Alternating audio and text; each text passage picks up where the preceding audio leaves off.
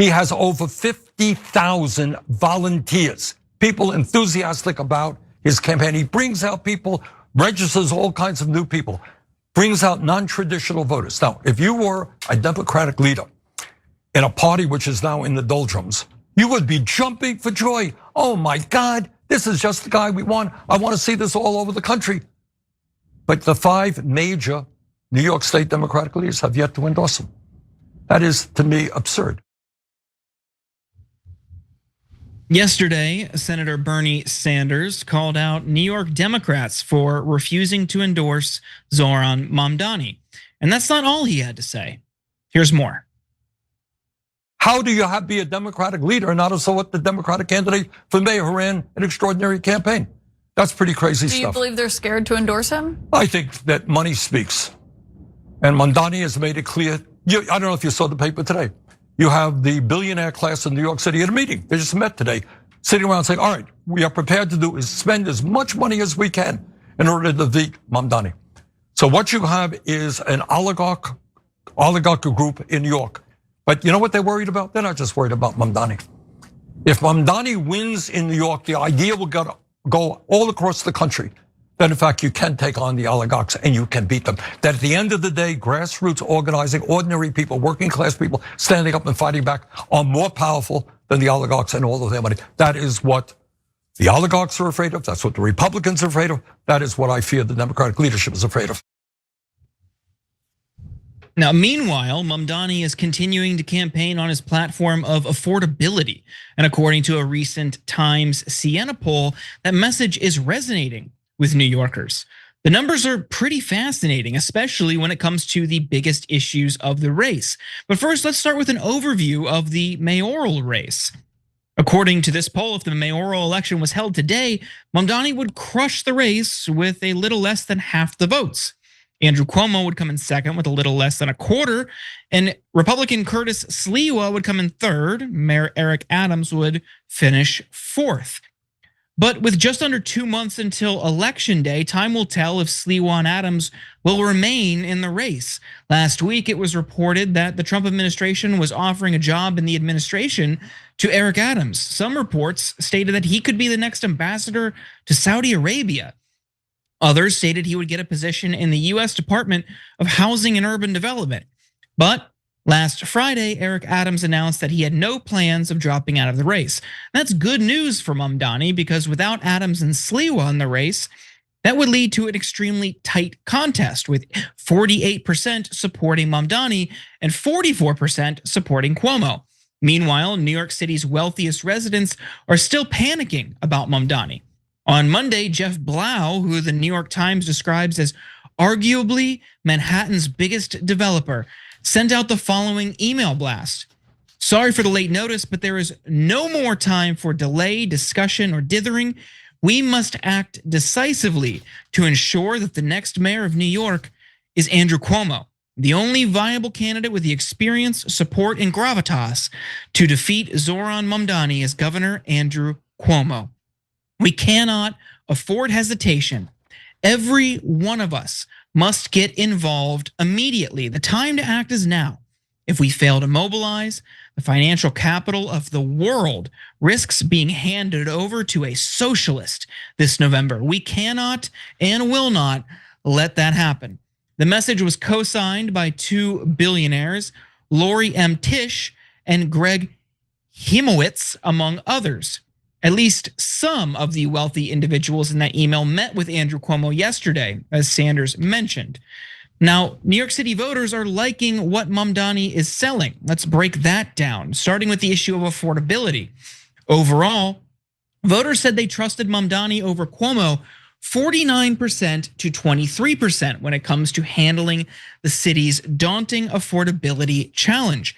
Mamdani's proposal to freeze increases on rent-stabilized units wins particularly strong public support. Nearly 70% of voters, including majorities of Cuomo and Adams supporters, favor the policy. Increasing taxes on the wealthiest New Yorkers, as Mamdani has proposed, is also widely popular, the poll found. Now, Mamdani has been relentlessly attacked for his stances on Israel and Gaza, but the people of New York are on his side. by a large margin. Likely voters also said Mamdani was the candidate who had best addressed the conflict between Israelis and Palestinians. 43% favored his position, compared with 16% for Cuomo. It's also worth noting that New Yorkers believe Mamdani is the most likable candidate in the race. That is a big factor. Around 60% of likely voters said Mamdani was inspirational, had good character, and cared about people like them. Mamdani is the only candidate viewed positively by a majority of voters, despite months of attacks against him. However, there are a few areas in which Mamdani does not poll quite well. Some 57% of likely voters said New York City should not follow through on Mamdani's plan to make buses free for everyone, even as a majority of New Yorkers support the proposal in theory. Roughly 2/3 of likely voters, including more than half of Mamdani's own supporters, said they do not expect him to achieve everything he has promised. And that, Cenk, is kind of par for the course with any elected official. They're not gonna enact all of their agenda. That's just not going to happen realistically. But as much of it as they can is, I think, an optimal outcome. But what do you think of some of these polling numbers? Yeah, I love them. And I love the smell of corporate oligarch panic in the morning. So two can play at that game. So one of the reasons they're panicking is because they've lost younger voters so thoroughly. So that's why Mamdani is winning on the issue of Israel and Palestine. What they thought was during the primary, they're like, oh, it's okay. New York is one of the largest Jewish populations in the world. This guy's saying comments critical of Israel. We'll just smear him as an anti-Semite and we're done with him. We're done with him. And then they're like, wait, what? Jewish voters voted for him? Tons of young Jewish voters voted for him? Tons of other voters voted for him?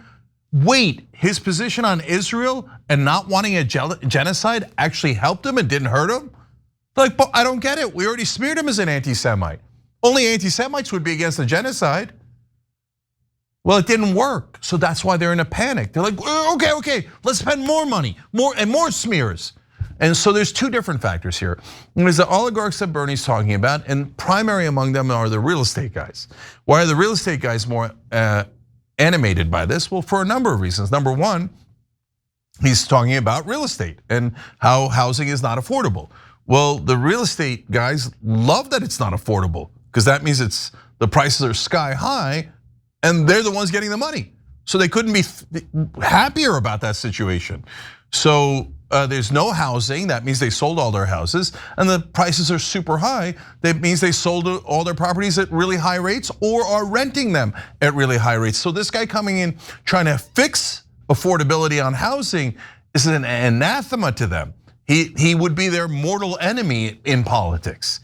And he's touching money. So they're like, they're super mad at that. So they're like, let's pull all of our resources together and try to do even more character assassinations because then people are gonna be onto us. Well, that leads to the second part. What do you mean onto us? Well, the status quo Democrats, corporate Democrats like Andrew Cuomo, have built their careers on catering to donors, and specifically to real estate donors. That is the heart of Andrew Cuomo's corruption, is real estate.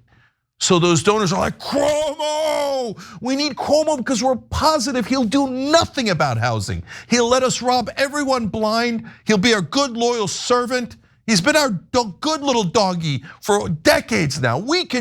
Us real estate moguls can trust him. Okay, so if you're a person who's not one of those moguls, but you don't agree with Mamdani's policy on rent control, guess what? I'm one of you. I'm not sure that his policy is going to work, but do I trust the people who have been buying all of our politicians, who have driven up the housing prices in the first place? Hell no, I don't trust them. They literally have money on the line. They want to make sure you pay more, not less. So that's why they can't stand Mamdani, for the same reason that the voters love him. Now, the second issue in this race is Israel. So AIPAC is used to eliminating all of their opponents, and in the last cycle, they bragged that they have a 100% win rate. That when they target someone for political destruction, that person is totally destroyed, and they are never allowed to dissent against Israel in American politics again. And then when you say, well, it looks like you're controlling the politicians, they're like anti-Semitic trope. How could you say that? Then they'll write, we controlled all the politicians and we will have 100% win rate. And if anybody criticizes Israel, we eliminate them through our money and control. I'm like, what? Did David Duke write that or did AIPAC write that? What is that? You're just saying it. You're just saying it. So they brag about their win rate all the time. But now Mamdani won the primary and it looks like he might win the general election. So the Israeli lobby's like, no one is allowed to win if they dissent against Israel. We must control this race. We must control all races. And they're like, well, it sounds like you're saying you want to control all of the politicians in America. Anti-Semite, anti-Semite. Okay, so those guys, the Israeli lunatics, not normal people who like Israel, and a lot of them whose hearts are broken and are voting for Mamdani, right? And people who are not voting for Mamdani are concerned about Mamdani, but they have attachment to Israel and they're biased, etc. I'm not talking about any of them. I'm talking about the few people who are in this category of pro-Israel lunatics who are like, yes, more genocide. Any politician in America that doesn't give us money for it, they're anti-Semite and we destroy them, right? So those guys are used to destruction. And the fact that they can't destroy Mamdani is driving them crazy. And the fact that he's getting Jewish voters is driving them even crazier. And I love it and I'm here for it. I'm not sure I agree with a single policy that Mamdani has proposed. Like, I don't know if the grocery stores are gonna work. They're opposed, it's super interesting that in the poll, the citizens of New York are opposed to the free busing. I thought that might be the most popular. So, but I love that he's trying something new. I love that he's not owned by any donor class. And I love that he has his own opinions and is going to do that instead of what the donors demand of him. So I love his candidacy for the same reason that they hate it. Every time you ring the bell below, an angel gets his wings. Totally not true, but it does keep you updated on our live shows.